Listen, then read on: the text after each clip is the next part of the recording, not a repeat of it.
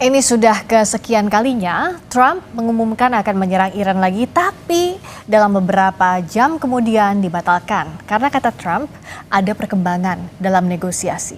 Nah, bagaimana rencana Trump dan bagaimana pula strategi Iran mengantisipasi serangan dari sikap AS yang menyebut Teluk Oman akan menjadi tempat serangan bagi AS? Kita akan bahas bersama peneliti Asian Middle East Center for Research and Dialogue, Pizarro Ghazali, dan Atasé Pertahanan Iran periode 2009-2012, Majen TNI Purnawirawan Budi Pramono. Selamat petang jelang malam, Mas Pizarro, juga Pak Budi. Ya, selamat petang Mbak Friska. Terima kasih sudah hadir di Sapa Indonesia Malam. Saya ke Pak Budi. Ini kan sudah kesekian kalinya terakhir kita ketemu di studio berbicara soal Trump mau menyerang tapi batal. Dengan kesekian kalinya ini, apa yang Pak Budi baca dengan sikap Trump? Sebenarnya ingin menyerang Iran atau ini hanya sekadar untuk mengancam Iran untuk segera membebaskan Hormuz atau menguasai Hormuz bagi Amerika Serikat? Pak Budi, mohon maaf masih di mute. Sudah, Mbak? Ya, sudah terdengar. Silakan Pak Budi. Ya, kalau menurut saya justru yang kedua itu Mbak jawabannya. Maksudnya adalah, jadi ini memang ultimatum yang koersif, ultimatum yang teramat sangat memaksa. Tapi kalau misalnya ups and down, habis mau diserang kemudian di cancel dan lain sebagainya, itu kan memang stereotipnya Trump. Jadi sekali lagi Mbak, ini memang membangun tekanan waktu kalau menurut saya. Agar apa?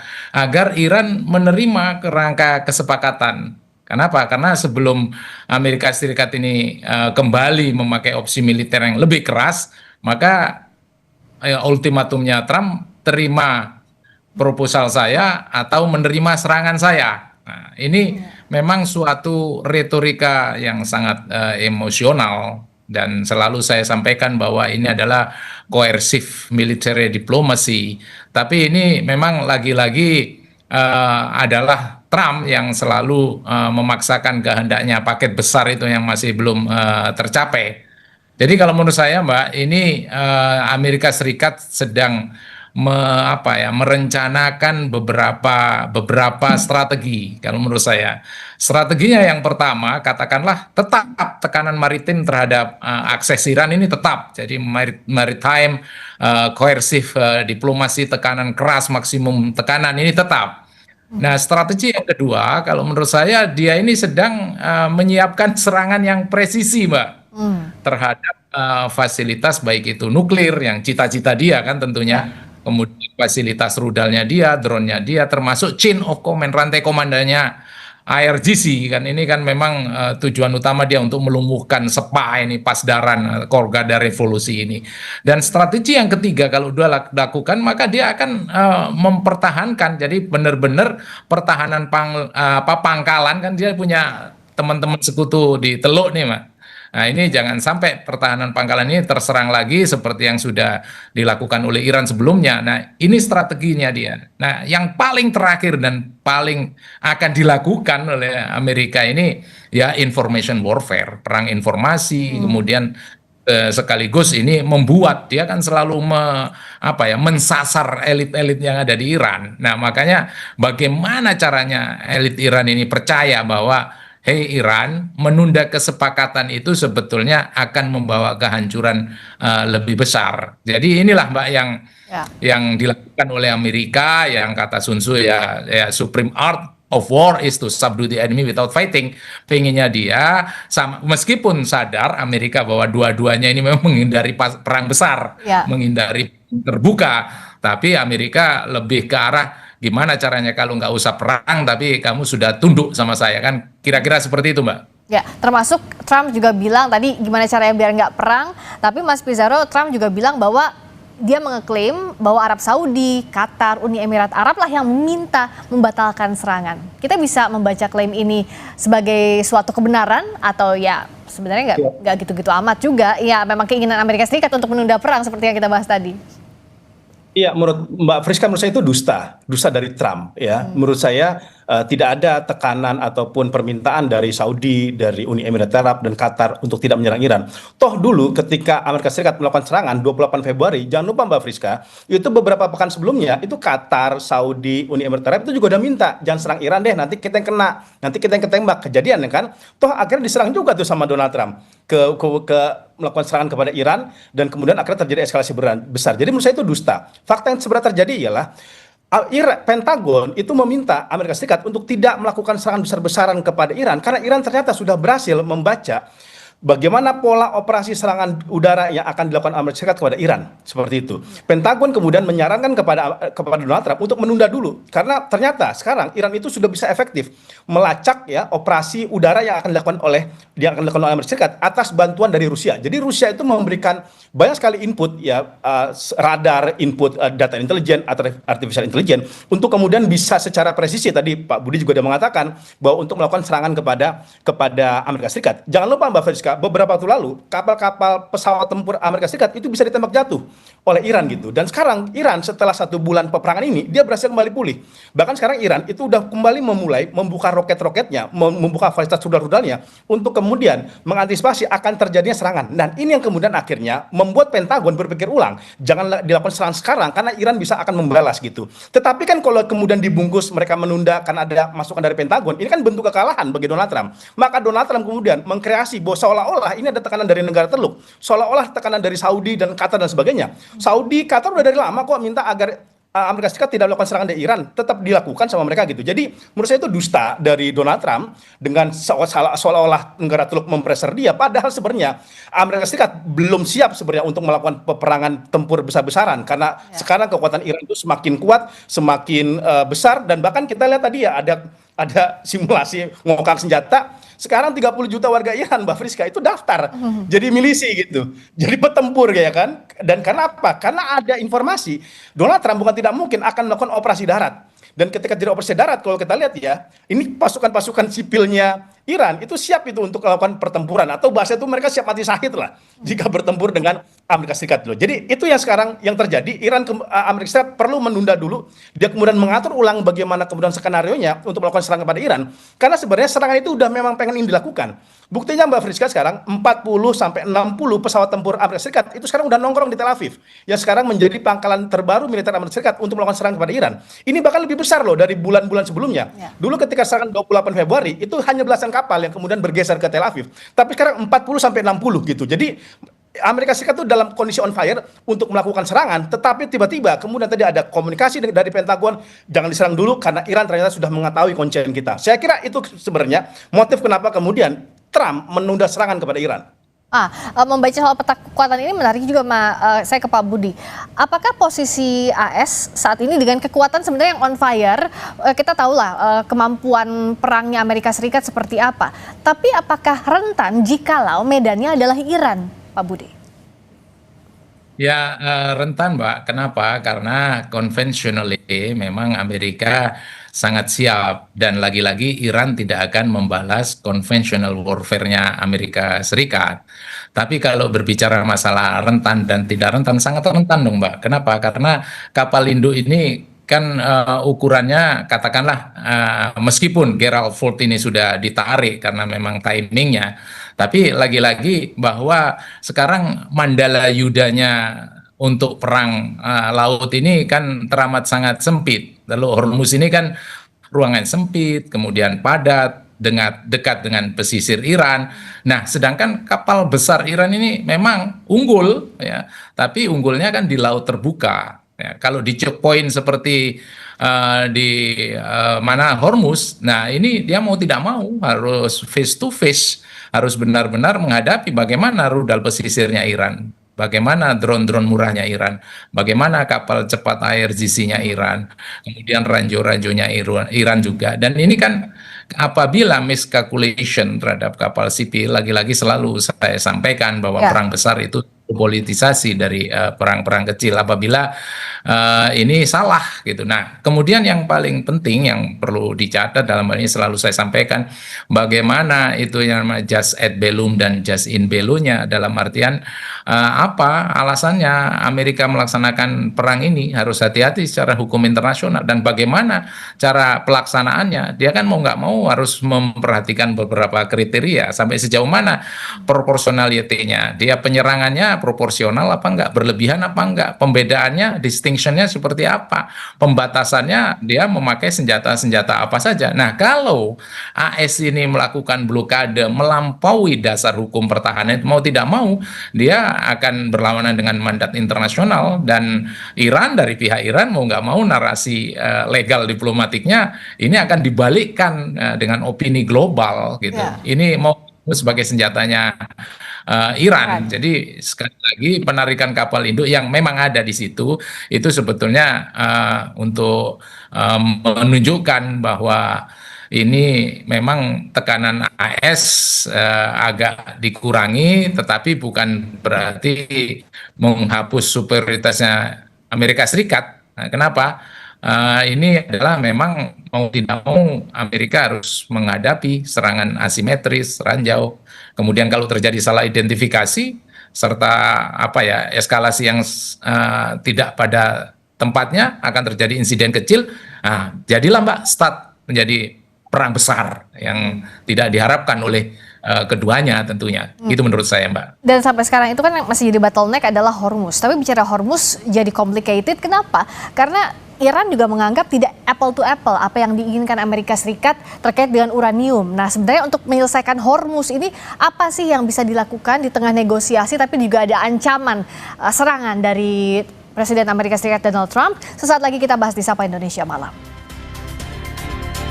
Ini sudah kesekian kalinya Trump mengumumkan akan menyerang Iran lagi, tapi dalam beberapa jam kemudian dibatalkan karena kata Trump ada perkembangan negosiasi. Lalu masih membahas ini bersama dengan peneliti Asian Middle East Center for Research and Dialogue, Pizarro Ghazali, dan atas pertahanan Iran periode 2009-2012, Majen TNI Purnawirawan Budi Pramono. Mas Pizarro, kita menyambung yang tadi ya sebelum jeda, Selat Hormuz ini kan masih jadi bottleneck dengan perundingannya Iran dengan Amerika Serikat. Tapi apa ya sebenarnya yang bisa dilakukan untuk memecah kebuntuan ini? Tadi Iran sudah menyiapkan badan untuk mengelola Selat Hormuz. Tapi di sisi lain Iran juga menganggap tidak apple to apple apa yang ditawarkan Trump terkait dengan Selat Hormuz ini.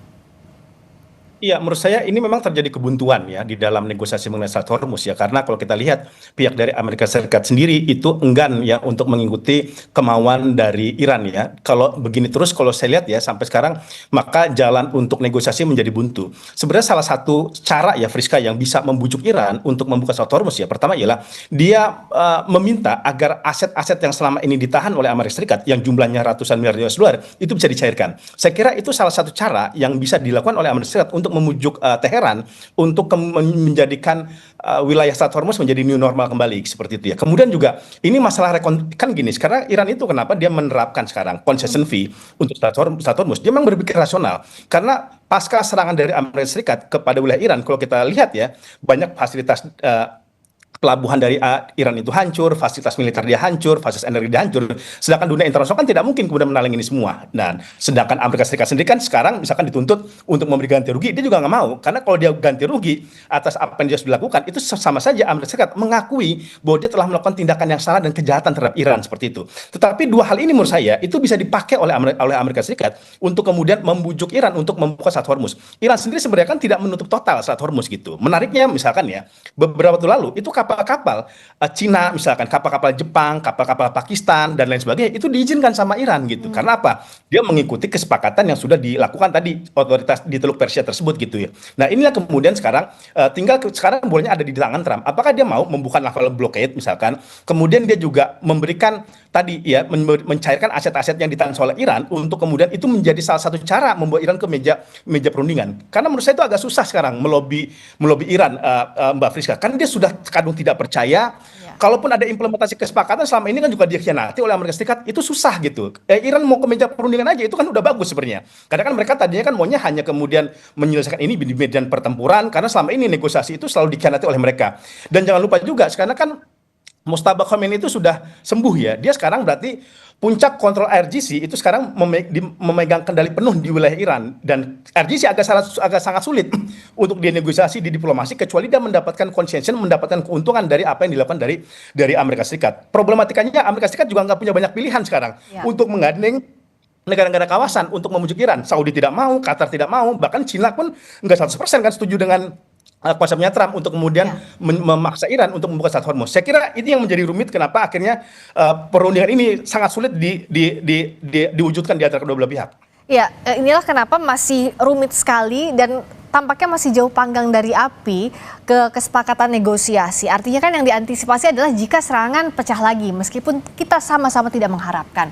Pak Budi, tapi gambarannya, the worst case-nya bagaimana jika situasi militer dan ekonomi kawasan Teluk Arab ini kalau perang kembali pecah gitu? Apakah akan lebih parah dari serangan sebelum gencatan senjata atau bahkan di akhir Februari lalu, Pak Budi?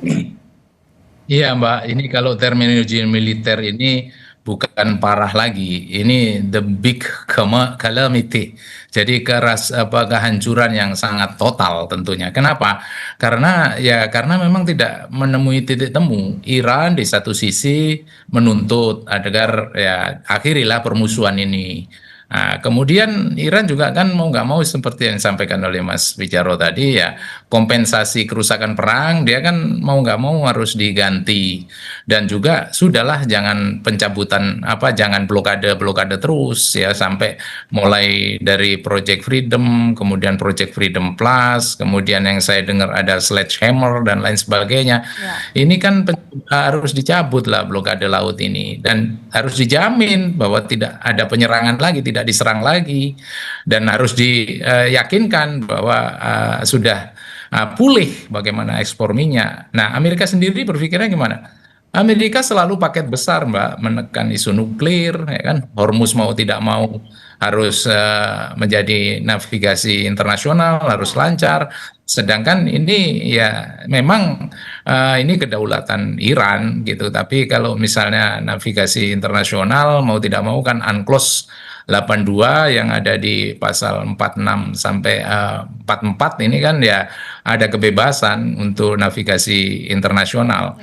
Jadi menurut saya ini ya negosiasi, tapi ya kata kalau switch ya ini adalah battlefield by other means. Nah, mau nggak mau kan dalam hal ini kan pakai proposal untuk membeli waktu, Mbak. Jadi membeli waktu sekaligus bagaimana memecah koalisi lawan koalisi ini dipecah, dan mau nggak mau ya harus mengurangi tekanan ekonomi. Nah, ancaman AS yang memaksa ini ya ini dalam posisi lemah.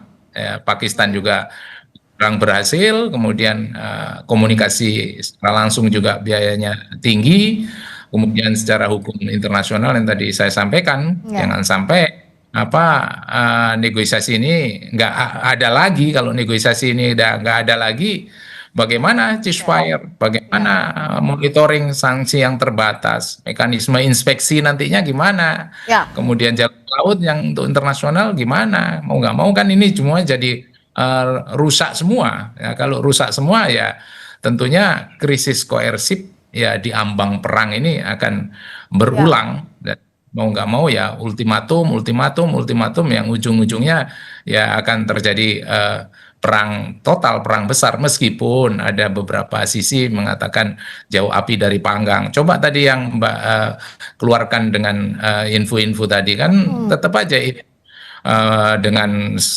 sembuhnya tadi yang disampaikan Mas Wijaro, Rahbar nggak mau kan ya, one God, one leader, one nation, one path, satu Tuhan, satu pimpinan, dan satu nasionalisme, satu bangsa, dan satu garis perjuangan yang sama semua. Nah, ini kalau digabungkan atau dikontradikkan dengan kepentingan Trump ya tidak akan pernah ketemu gitu, Mbak, kalau menurut saya. Betul, tidak akan ada titik temu dan ini yang jadi ganjalan sejak awal perang ini pecah. Mas Pizarro, jadi bagaimana kita masih mendudukan relevansi negosiasi di tengah saling ancam kedua pihak? Jikapun iya, apa yang bisa dilakukan dan siapa yang bisa menengahi itu di tengah tidak adanya trust dari atau kepercayaan dari Amerika Serikat maupun Iran? Ya, problematikanya Friska, di tengah pemerintahan Donald Trump, ini sebenarnya Donald Trump itu tidak berdaulat. Jadi ada secret societies, ada kelompok kecil yang bermain sekarang di pemerintahan Amerika Serikat yang itu terkonek dengan Zionisme, dengan Israel, dengan Netanyahu. Yang ideologi mereka itu kelanjutan perang. Netanyahu sendiri pun udah bilang, kami siap untuk melanjutkan perang, kami siap untuk melakukan serangan kepada Iran, tinggal butuh green light dari Donald Trump. Ini yang kemudian menjadi sulit, ya karena kalau kita lihat ya, di internal pemerintahan Amerika Serikat tadi ada tim kecil yang memang punya ideologi untuk melanjutkan perang. Kemudian ini juga akan sangat susah kalau kemudian tadi ideologi Zionisme dan Israel ini sekarang sangat mendominan di Amerika Serikat itu untuk berhadapan dengan Iran. Kalau kita lihat sekarang aja di Lebanon itu saling tembak antara Hizbullah dan Israel udah sangat sengit banget sekarang itu, walaupun ada kesepakatan gencatan senjata gitu. Maka menurut saya menjadi sangat sulit. Walaupun memang tetap masih ada harapan. Karena kan kalau kita lihat masing-masing pihak itu masih membuka ruang diplomasi. Sekarang misalkan Galibaf itu ketemu Cina, kemudian Iran itu juga berkomunikasi dengan Pakistan. Tapi memang ada, tapi kita harus juga rasional. Itu sangat tipis, Friska. Peluangnya itu sangat tipis gitu. Kemungkinan skenario ke depan ialah terjadinya peperangan mungkin skala terbatas atau konfliknya tinggi tapi konfliknya jangka pendek tapi intensitasnya tinggi. Misalkan Amerika Serikat menyerang fasilitas Iran, dibombardir, Iran kemudian melakukan serangan, begitu terus sehingga kemudian masing-masing pihak sudah lelah, merasa perang itu mahal dan kemudian akhirnya bisa saja kemudian menjadi gencatan senjata formal, tetapi eskalasi di lapangan masih terjadi peperangan walaupun skalanya menjadi kecil seperti itu. Karena kan tadi ya problematikanya Donald Trump itu waktu tidak berpihak sama dia mau ada pemilu selak, mau ada pemilu midterm election yang kemudian dia harus berpikir pada batas mana dia akhirnya akan berhenti. Tetapi tadi ya kemungkinan dia akan melakukan serangan kepada Iran, kemudian mengklaim victory dan kemudian dia akhirnya menyudahi. Hingga kemudian setelah midterm election bukan tidak mungkin perang akan pecah lagi antara Amerika Serikat dengan Iran. Jadi cuma jeda sementara aja itu yang terjadi. Tapi ini yang tidak kita harapkan meskipun ada kemungkinan terburuk di depan mata, yang masih ada sedikit secerca harapan semoga negosiasi ini setidaknya ada peluang untuk mengakhiri chaos di Timur Tengah ini. Terima kasih atas waktu dan analisisnya peneliti Asia Middle East Center for Research and Dialogue, Mas Pizarro Ghazali, juga atas pertahanan Iran periode 2009-2012, Majen TNI Purnawirawan Budi Pramono. Terima kasih Pak Budi, terima kasih Mas Pizarro. Terima kasih Mbak Friska. Terima kasih Mbak, terima kasih.